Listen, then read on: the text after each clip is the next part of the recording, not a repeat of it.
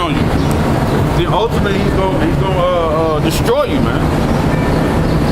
Nevertheless, if I warn the righteous man that the righteous man sin not, and he doth not sin, he shall surely live because he is warned. Right? I mean, he is warned. He took to the warning. Also, thou hast delivered his soul, man. So, hey, he will be saved, man. You know. So, hey, man, it's real important. It's real important to come back to these laws, statutes, commandments, man. If you're an Israelite, this is who the scriptures are for, man. For the Israelites, man. That's what the whole Bible is for. Leviticus 24. Leviticus 24. Now Leviticus 26. It's 26 and 46, I think it is. It says, these are the statutes and judgments and laws which the Lord Yahweh made between him and the children of Israel in Mount Sinai by the hand of Moses. These laws, statutes, and commandments, they're for the Israelites, man. Yasher Allah. You know, Yah is he, Shah is Prince, Allah other power, man. The Israelites, man. And it's about the elect of them, man. It's all about the elect, man. You know? It's all about the elect.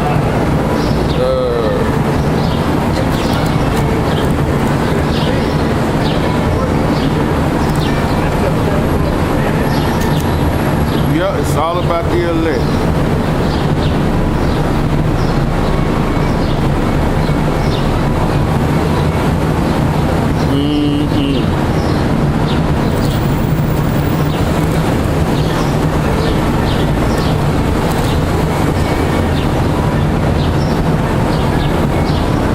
Isaiah 65 and 9, and it says,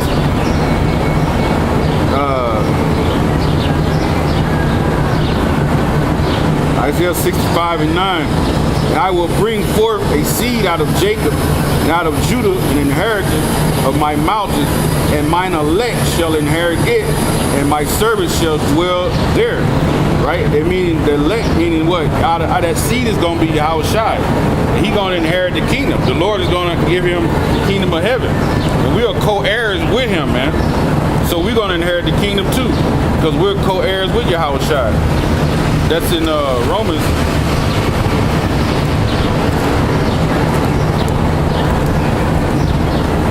Romans 8 and 17. I started 16. It says the Spirit itself beareth witness with our spirit that we are the children of the Most High, man. So you have the Spirit has to bear witness with you, right? So Israel was scattered all over the four corners, and they're gonna look like other nations. So that Spirit had to bear witness with their spirit that they're children of the Most High, man. And if children, then heirs with the Most High and joint heirs with Yahweh Shai, if so be that we suffer with him, with being persecuted like he was, right? Going through the persecution, that we may also be glorified together, that we be glorified with him in that day. How are you going to be glorified with him? In that day, this is that glorification that we look for. That day when he shows up. The day when he shows up in the chariots, man. This is that day we look for. This is when we're going to be glorified with the Lord, when he shows up in the chariots, right? This is our salvation right here, man. This is the elect salvation. 2/3 of our people are going to be destroyed. This is the salvation of the elect of Israel, man. Like the woman said, all Israel going to be saved, yeah, in the kingdom. Because the 1/3 are going to actually bring the 2/3 back. You know, reincarnation. We're going to bring them back. Lord willing, we those men. You know, we out here diligently. We come out week in and week out to push this word like we were commanded, man. And hope that we're doing enough, man. We hope that we're doing enough, putting up our extra videos, trying to wake up the elect, man. And just flood this stomach in the urine. Because the more we flood it, sooner they're going to have to say, you know what, it's too much truth out here. Hey, cut the internet off. That's a prophecy in Amos 8. A famine of hearing the word. And we look forward to that day too, man. You know?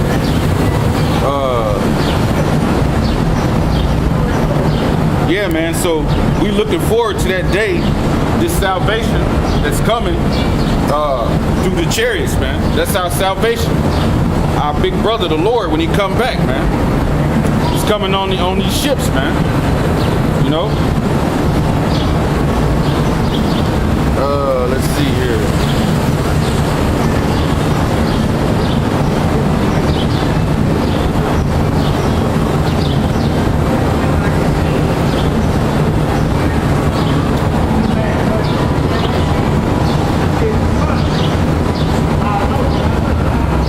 It says, Revelations 19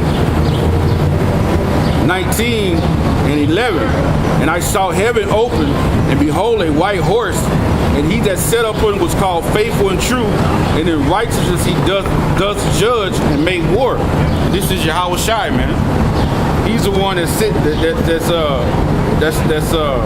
up on that horse, man.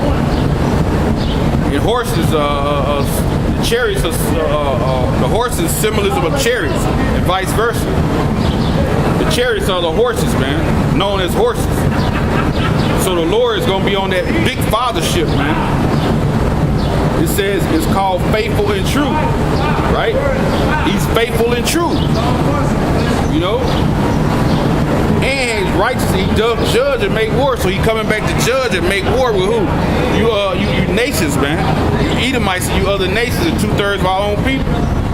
It says his eyes was a flame of fire, and on his head were many crowns, right?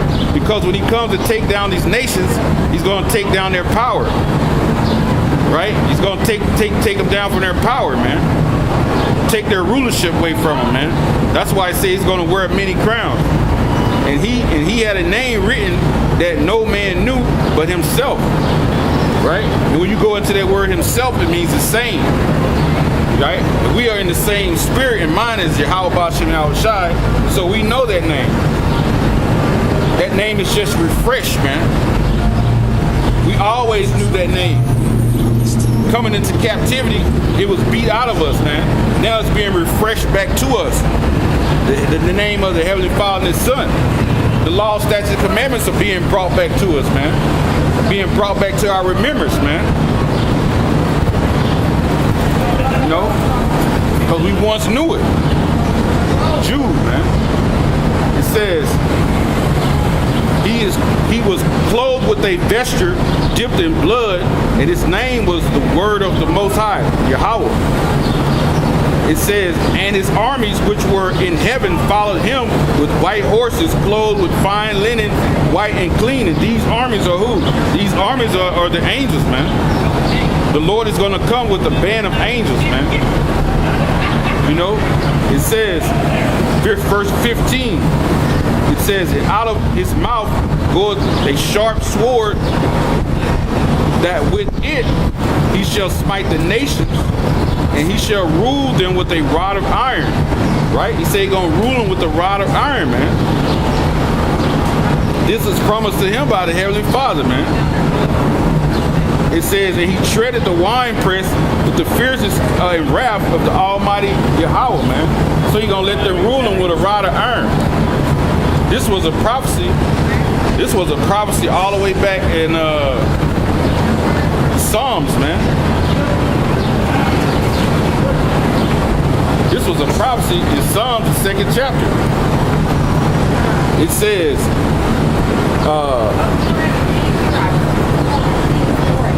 Psalms 2 and 6, yet have I set my king upon my holy hill of Zion. It says, I will declare the decree. The Lord Yahweh have said unto me, thou art my son. This day have I begotten thee. Ask of me, and I shall give thee the heathen from thine inheritance. He said, ask him, man. He gonna give you the heathen for your inheritance, man. It says, and the utmost part of the earth for your possession, man.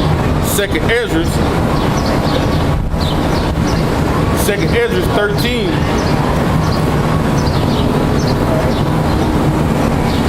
Second Ezra 13, and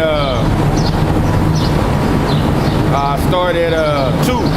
And lo, there arose a wind from the sea, and it moved all the ways thereof. And I beheld, and lo, a man waxed strong with the 10,000s of heaven. And when he turned his countenance to look, all the things trembled that were seen under him. Right? And that man is Yahweh Shai. And those 10,000s are his angels, man.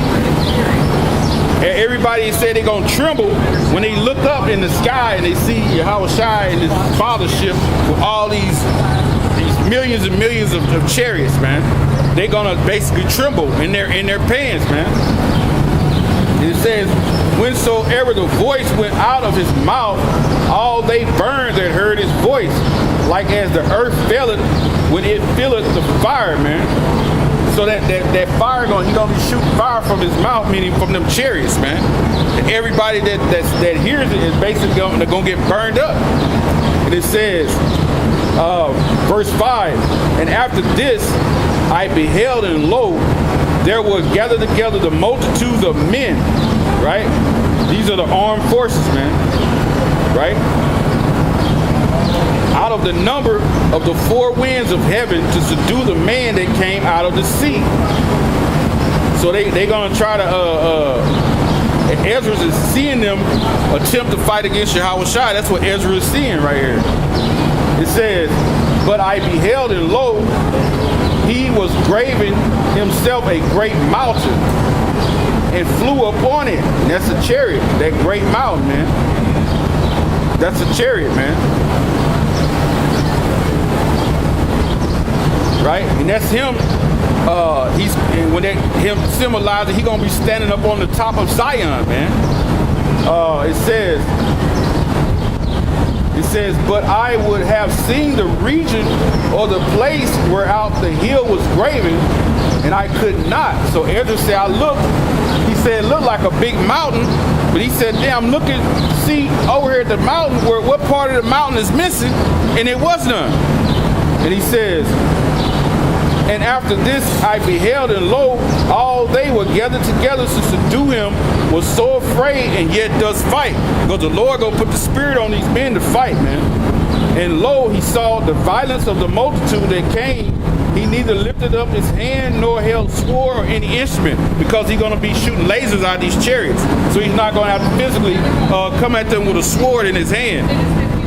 His sword is gonna be that concentrated fire coming out the laser beam, out the chariots. It says, but only I saw that he sent out of his mouth, it had been a blast of fire, and out of his lips a flaming breath, and out of his tongue he cast out sparks and tempests, and they were all mixed together, the blast of fire, the flaming breath, and the great tempest, and fell with violence upon the multitude, which was prepared to fight, and burned them every one. So upon a sudden, an innumerable multitude, nothing was to be perceived, but only dust and smell of smoke, which I saw this, I was afraid. So when Ezra saw it, he was afraid, man. So what the Lord did was put concentrated fire. He basically made them like cremated, man. That's what the Lord did to them. Basically cremated them, man. So that destruction is coming, man. The Lord is coming with his armies to fight against the people on this planet, which are the Edomites, man. He's going to fight against the system, this whole beast system, man. The old Roman Catholic system, which NATO and EU have took on, which America has taken on. The Lord is coming back to set this order, man. Let everything be done decency and in order. So the Lord going to come back and set this order right, man. And then we're going to inherit this kingdom. Our inheritance is going to be slaves, man. We're going to take y'all top banking families, and you're going to be the first slaves, man. We're going to put you in slavery pursuant to Isaiah the 14th chapter. In Isaiah 65, man, it tells you we're going to enjoy the work of their hands, man. We ain't going to do nothing no more. The houses that we build, we're gonna live in. It won't be no more building houses that we won't live in and plant vineyards that we won't be able to drink the wine thereof.